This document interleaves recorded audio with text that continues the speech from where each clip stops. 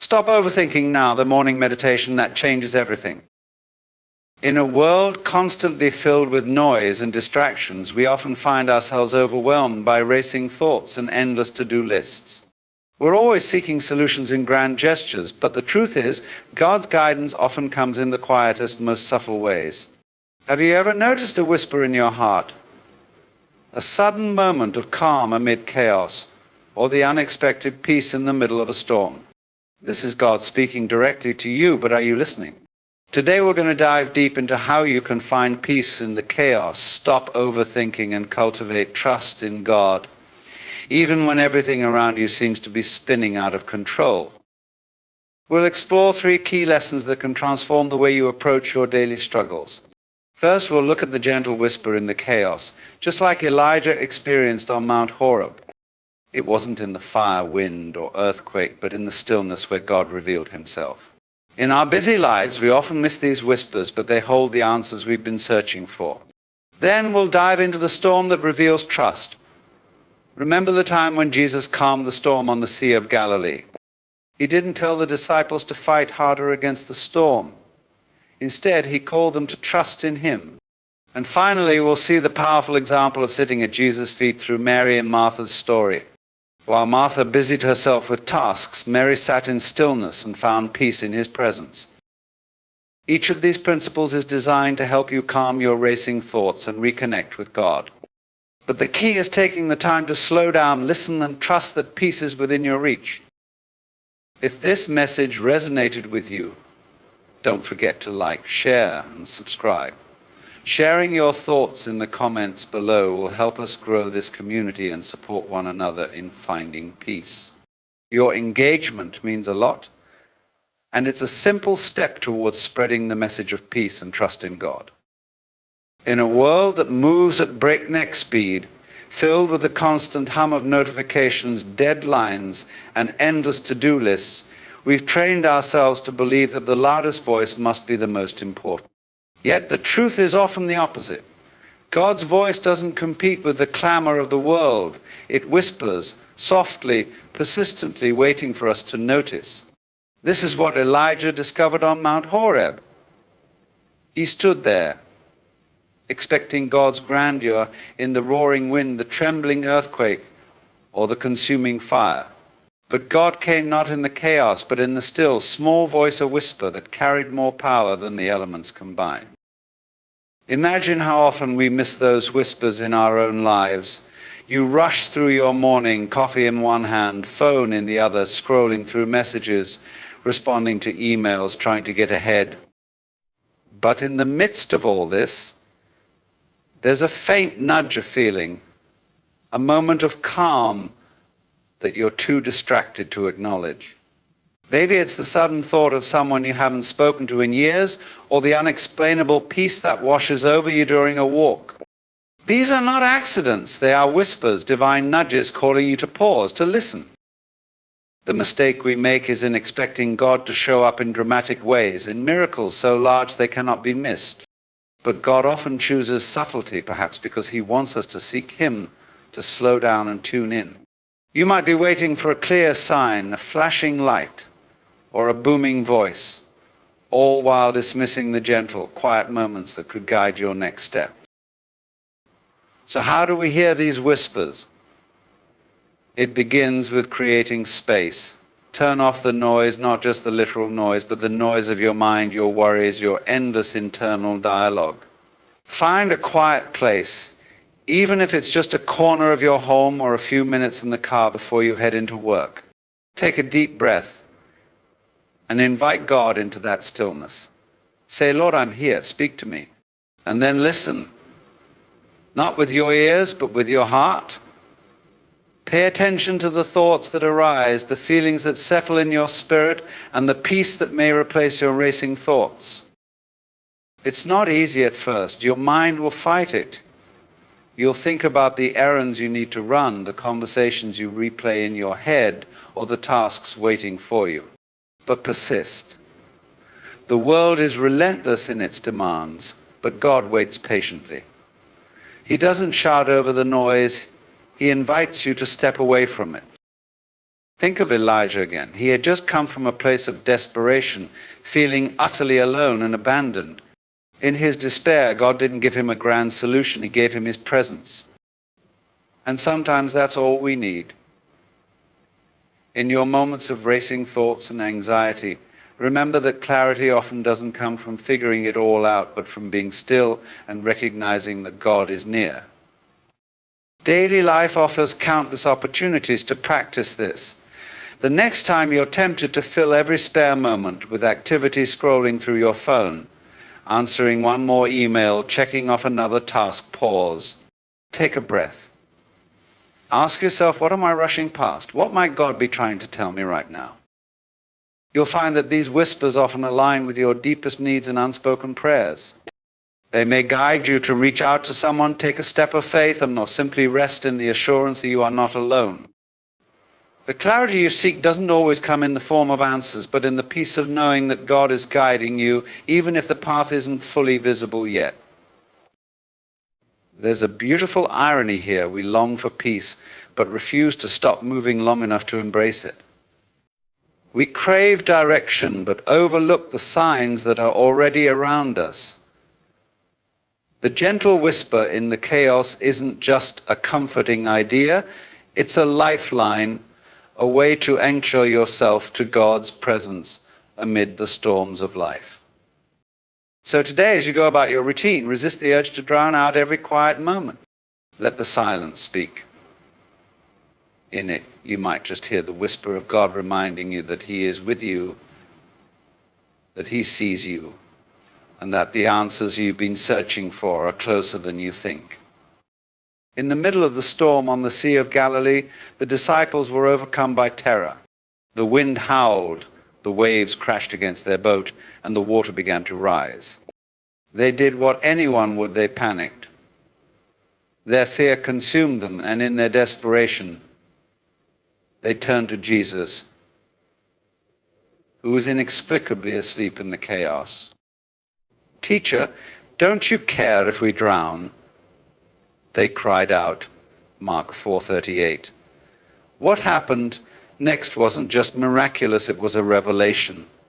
Jesus rose, rebuked the storm with 3 simple words: peace, be still. And the sea obeyed. But it wasn't just the storm outside that needed calming, it was the storm within. How often do we find ourselves in a similar state of panic? The storms of life hit financial struggles, broken relationships, health scares, or even the relentless noise of overthinking. In those moments, our natural instinct is to grab the oars, row harder, and try to take control of the situation. We strategize, worry, and exhaust ourselves, thinking that if we just try harder, we can fix it all. But just like the disciples, we forget one essential truth: the one who commands the waves is right there with us. Here's where we go wrong. We mistake action for faith.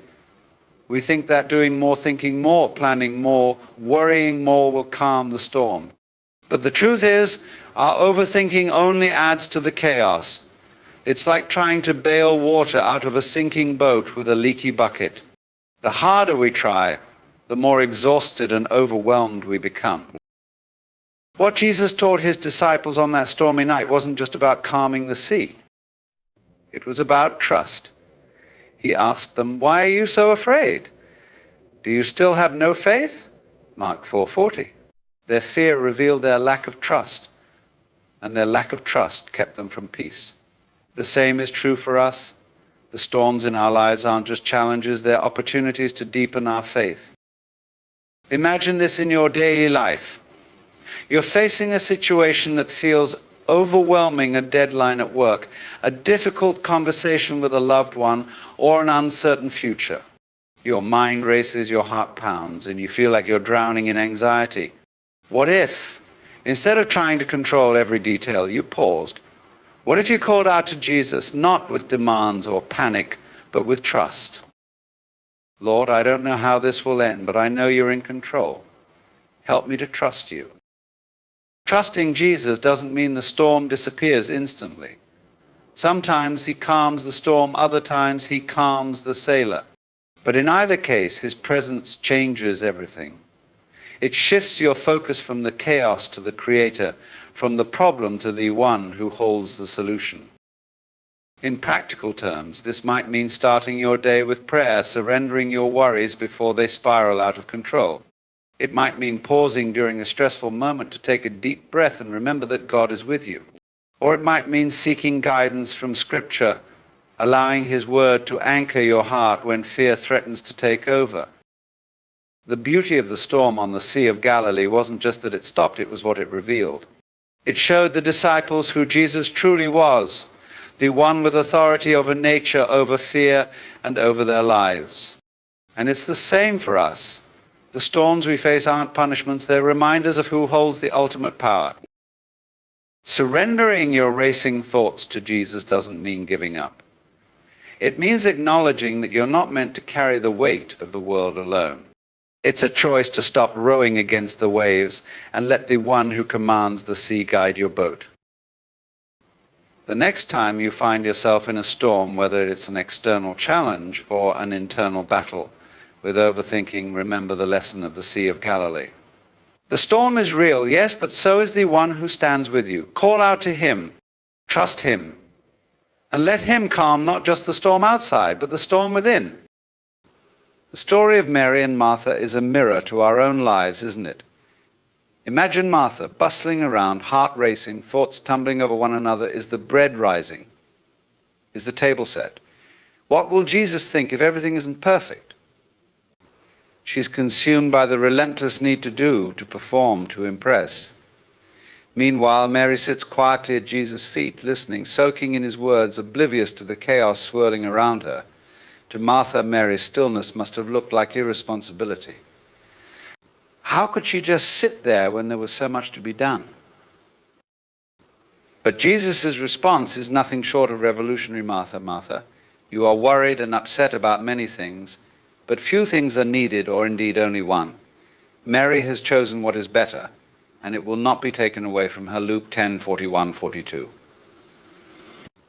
In those few words, Jesus reveals a truth that's as shocking today as it was then. Peace is not found in doing, it's found in being. In our daily lives, we are all too often like Martha. The endless to-do lists, the buzzing phones, the relentless demands of work and family, we convince ourselves that if we just get through it all, if we can just finish, then we'll finally feel peace.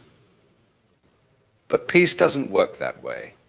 It's not the result of an empty task list or a perfectly planned day. It's the fruit of being present with God, with ourselves, with the moment we're in. Think about your own life. How many times have you rushed from one task to the next, your mind spinning with worries, only to collapse at the end of the day, still feeling restless? The mistake we make is believing that doing is what gives our lives meaning. But Jesus shows us that it's not about what we do, it's about who we're with. Now let's bring this into the rhythm of your everyday life. When your mind is racing, and you feel the pull to keep going, to keep achieving, pause. Ask yourself, am I being a Martha right now? Or am I being a Mary? In those moments, choose the better path. Choose to sit at His feet, even if just for a few minutes. What does this look like practically?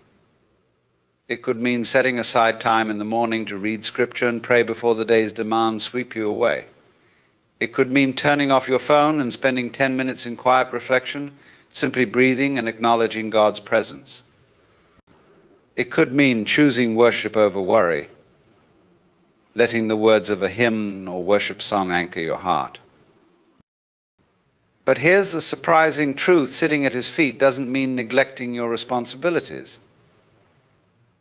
Martha's work wasn't the problem, it was her attitude.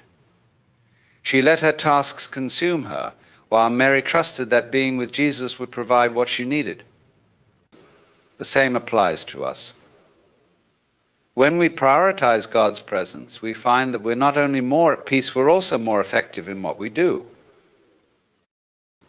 Imagine this: you're in the middle of a chaotic day, your mind buzzing with everything you need to get done. Instead of pushing through, you take a moment to stop. You close your eyes, take a deep breath, and say, Lord, I'm here. I surrender this day to you. In that stillness, something shifts. The tasks don't disappear, but the anxiety does. The peace that Jesus promised, a peace that surpasses all understanding, begins to settle over you. Mary's choice wasn't easy. It took courage to ignore the cultural expectations, to sit down when everyone else was standing. It takes the same courage for us to pause, to say no to the noise and yes to his presence. But when we do, we find that the time we spend with him isn't wasted, it's multiplied. Our minds are clearer, our hearts are lighter, and our spirits are refreshed. So the next time you find yourself overwhelmed, remember Mary and Martha. Remember that Jesus didn't rebuke Martha's work, he gently called her back to what mattered most. Let that be your reminder too. The better path is always there, waiting for you to choose it. Sit at his feet, be still, and let his peace wash over you, calming the chaos within. What do you think about the choice between Martha's busyness and Mary's stillness? Share your thoughts in the comments. Your insights could inspire someone else. Don't forget to like, share, and subscribe so you never miss more content like this that brings peace and purpose to your life.